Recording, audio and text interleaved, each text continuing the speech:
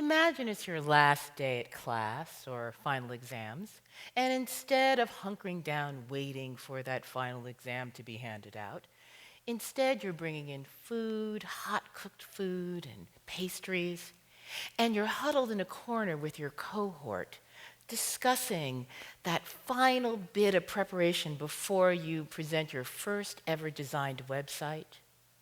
Or you're just excited because you're about ready to tell people about your insights, about how your intersections intersect with the lives of marginalized people you're about to report on. This is not the same class I had 15 weeks ago. You know who they are. You might even be them. Young, bold, frightened, terrified of not knowing, going from middle school to high school to college. You might recognize them. Now, I have been a professor in the English department at a community college in Baltimore, Maryland for the past 15 years. And for 10 of those years, I've been incorporating contemplative pedagogy or mindfulness into my classes. So, what is mindfulness?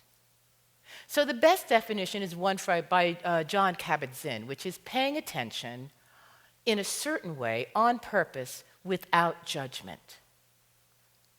So in my class, we use things like silence, art, music, dance, photography, even beholding practice, whatever that is. But could I, for the past year, incorporate empathy into the class? Empathy. Empathy is defined as being present with yourself or another person without changing what they believe, without changing anything about what they believe. So could I incorporate empathy into my class? So right now what I'm going to do is I'm going to remove myself from this, and I'm going to invite my students in, because this is their story, not mine.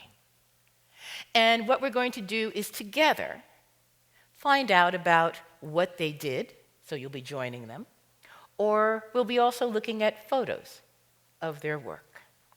So let me describe the first day of class. So the first day of class is very simple. We're in a circle, and I ask my students to just acknowledge their existence. That's all they're supposed to do. So we do something called the I see you practice, very simple practice, and we're going to all do that here today, okay? So it's interactive. So what we're going to do is, let me explain this to you, is that we're going to look until we see someone, and we're going to make eye contact, and we're going to acknowledge their existence, and then we're going to say to them audibly, I see you. And then we're going to look around the room again, and we're going to find someone else, and we're going to make eye contact with them, acknowledge their existence, and say, I see you. Okay, so you understand what we're going to do? Got the instructions?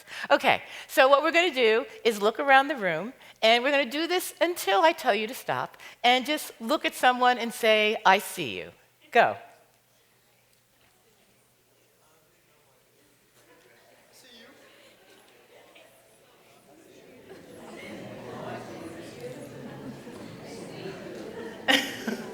All right, thank you. I love the sound of this. I mean, there's a little bit of discomfort, and then all of a sudden, okay, it's okay. So anyway, this is what we do in my class, and then we begin. So the first class, and the first essay, is really about community. What is community? So I say to my students, all right, this is what we're going to do, but before we get started, I want to ask you a simple question. How many of you know your neighbors? And about a quarter of the hands go out. I mean, only a quarter of the hands go up. And I said, okay, then let's think about this. So what we're going to do is we're going to go into our communities with our cell phones, and we're going to go and we're going to take photographs of our community. So we go in, and I said, but here's the deal. There are going to be 4 questions, and you have to answer these 4 questions, 1 picture for each question. And so once you find that image, you're going to look. You're going to look at it from far. You're going to look at it up close. You're going to look at it from all different angles. And when you see the shot, take it. This is what the students saw. And the 4 questions were, what is beautiful in my community? What is difficult in my community? What needs to change in my community? And what has shaped me in my community? So now that we have sort of spent some time exploring, and we look at all of our photos, and everybody's quite happy, we then decide, well, let's talk about going into our community and making some changes. And the class totally melts down. They're like, what? What are we going to do? And I said, we're going to go into our community. No way. And I said, everybody, take a minute. Take a breath. So now I'm going to teach you that practice. The 1-minute meditation, the 1-minute breath, the 1-minute mindfulness. So everybody right now, take a deep breath in and exhale slowly.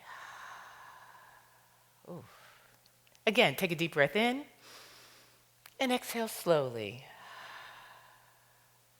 And now what we're going to do is go to our normal breathing, and we're going to count our breaths. So inhale, exhale is 1, inhale, exhale 2, inhale, exhale. See how that works? And so what we're going to do is we're going to breathe. And we're going to do it for 15 seconds as opposed to a minute. And I'm going to time it. All right? You know what we're going to do? And begin counting your breaths now.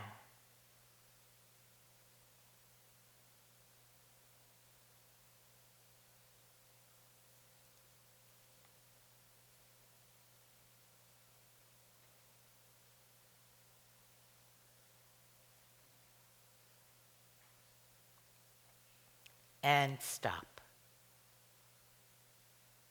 So now, if you're going into an exam or maybe a job interview and you need 15 seconds or 10 seconds just to compose yourself, you can sit someplace and just count your breaths. You know how many you need to get to 15 seconds.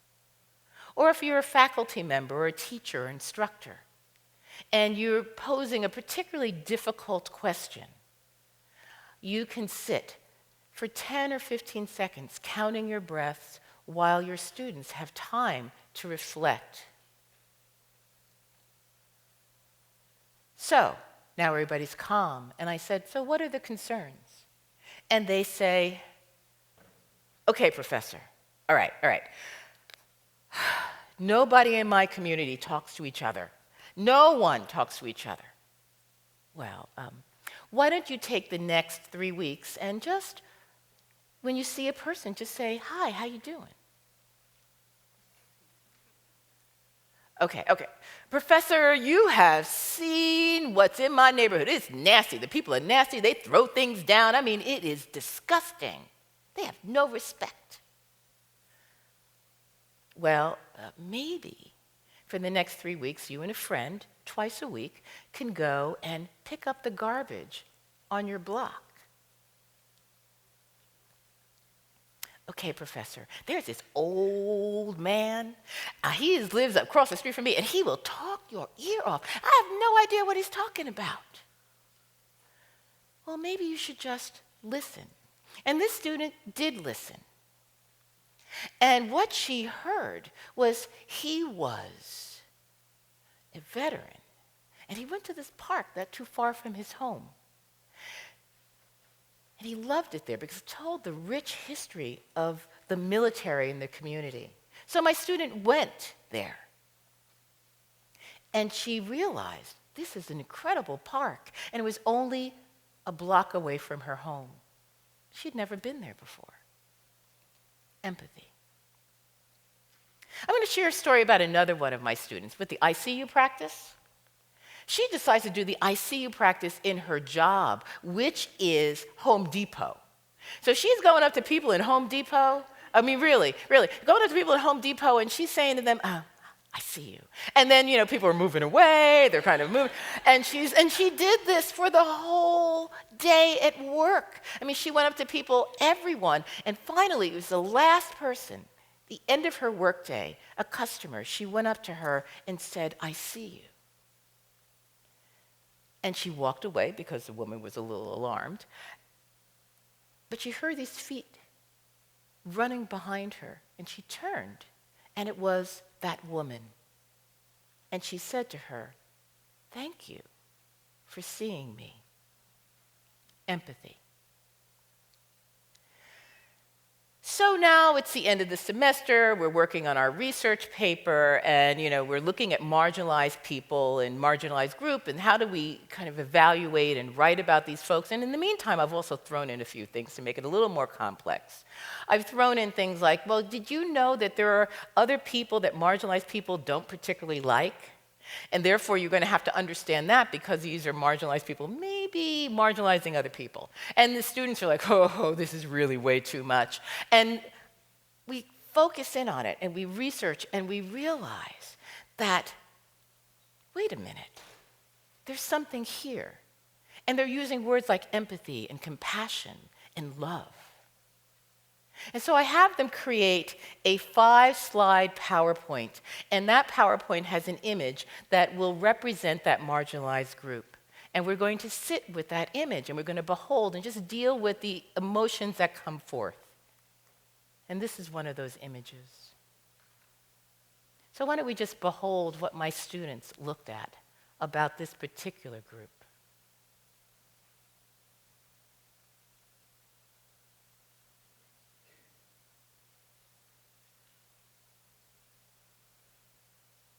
So is it possible to develop empathy in the classroom? Well, my students clearly think it is. Originally, I think they thought I was a little nutty, but they now believe that we can develop empathy, and we can learn a lot about each other. And not only do we learn about each other, we learn about people that we've had our own sort of personal experiences with, or maybe we're fearful of them, or maybe had ideas about them that weren't so true. And we learn something about ourselves. So, yes, it is possible. It is possible to develop empathy as practice. And so my students asked me to leave you with something. This is what they learned, and this is what they wanted to share. And it goes like this. I see you. I see you. I see you. Thank you.